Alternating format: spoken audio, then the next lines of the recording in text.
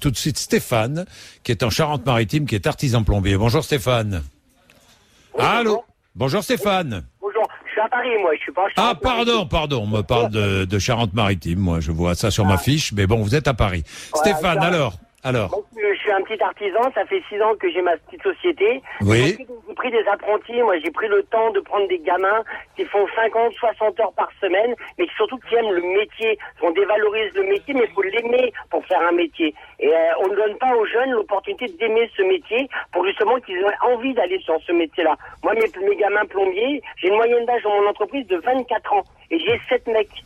Et c'est que des gamins qui aiment le métier. Quand il faut se lever à 1h du matin pour aller dépanner un restaurateur, eh ben ils y vont. Quand ils ont besoin, quand il faut travailler jusqu'à 9h le soir, ils le font parce qu'ils aiment le métier. Et donc, on n'a pas besoin d'aller chercher, il faut simplement donner aux Français l'envie d'aller travailler, l'envie d'aimer leur métier. Et c'est pas des phrases comme ça, on donne envie. Et pour la première fois cette année, j'ai eu au moins une trentaine de jeunes qui veulent venir travailler en plomberie. Première fois depuis 6 ans que j'ai autant d'appels pour des jeunes qui ont envie. Ça c'est bien, ça c'est bien. Mais faut d'abord avoir envie. Moi, je travaille avec des groupes de restauration parce qu'on est spécialisé dans la plomberie pour travailler 24 heures sur 24 pour des groupes de restauration. Et ben, je peux vous donner, moi, des groupes de restauration qui valorisent leurs employés. Et je peux vous dire, quand il faut finir à 6 heures du matin parce qu'il y a eu un groupe, et ben, les gens, ils restent, les serveurs, ils ont envie de travailler. Après, il faut avoir envie de travailler. C'est ça le plus important. Alors, Stéphane, restez avec nous parce que Ibrahim est là. Il est dans l'Essonne, il est chef d'entreprise dans le bâtiment. Bonjour Ibrahim. Bonjour, Michel Bourdin. Bonjour. Stéphane est toujours avec nous, il est artisan plombier. Qu'est-ce que vous vouliez dire, Ibrahim? Je dis, il y a juste un mot que vraiment j'ai retenu de ce qu'il vient de dire. Il faut donner l'envie. Donner l'envie dans quel sens déjà? C'est ce que je comprends pas. Donner l'envie aujourd'hui, donc voilà, dans les bâtiments, c'est pas qu'on donne pas l'envie, on ne le trouve pas. Vous ne trouvez pas? Vous ne trouvez pas de... Oui. On cherche. Moi aujourd'hui, je dis, c'est RMC Info, on m'entend. Il y a d'autres chefs d'entreprise, ils peuvent téléphoner. Moi, je pense que on a tous le même problème aujourd'hui. Donc là, aujourd'hui, moi, comme je l'ai dit tout à l'heure, donc j'ai travaillé pendant 8 ans, j'avais pas de papier. Il y a 5 ans, la France s'est dit, on a besoin de main-d'œuvre, on a besoin de chefs de chantier, des techniciens, etc. Donc il faut régulariser vraiment parce qu'il y a 5 ans en arrière. Et aujourd'hui, on est montre des doigts, soi-disant, oui, la France n'a pas besoin d'immigrés. Oui, c'est-à-dire qu'il y a 5 ans, on nous disait, on vous faisait appel à vous, et aujourd'hui, on fait plus appel aux immigrés légaux. C'est ce que vous voulez dire. C'est même pas qu'on fait plus appel, on est montré du doigt. Ouais.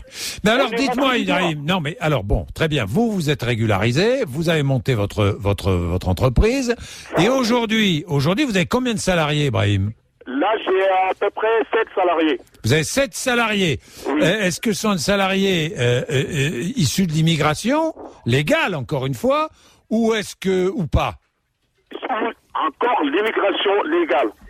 Ouais. Là, j'ai fait appel. S'il y a un Français qui est capable de faire mon boulot aujourd'hui vraiment en tant que chef d'équipe, je cherche même pas chef de chantier parce que je suis sûr à certain je ne vais pas en trouver chef d'équipe, mais qui se manifeste. Michel Bourdin, je lui fais un CDI tout de suite.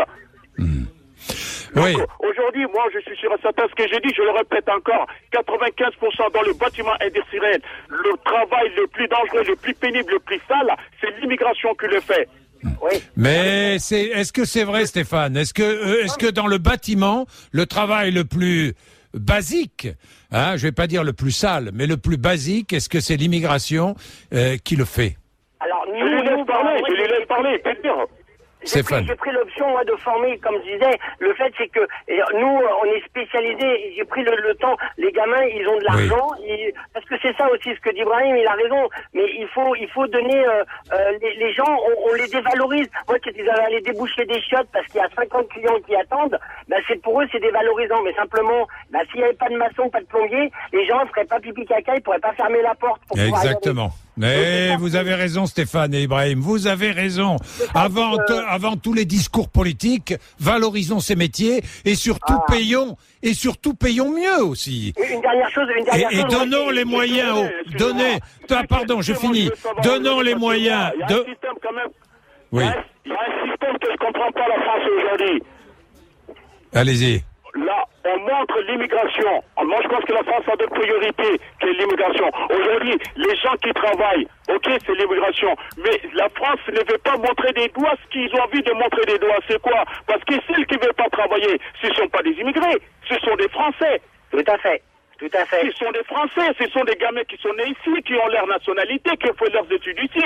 Un immigré qui est venu ici, M. Brodin, qui a travaillé pendant 10 ans, je peux vous en montrer des centaines ou des dizaines, pour ne pas dire des milliers, et qui est malade, qui ne bénéficie même pas d'une couverture sociale. Pourquoi? Parce qu'il n'est pas règle.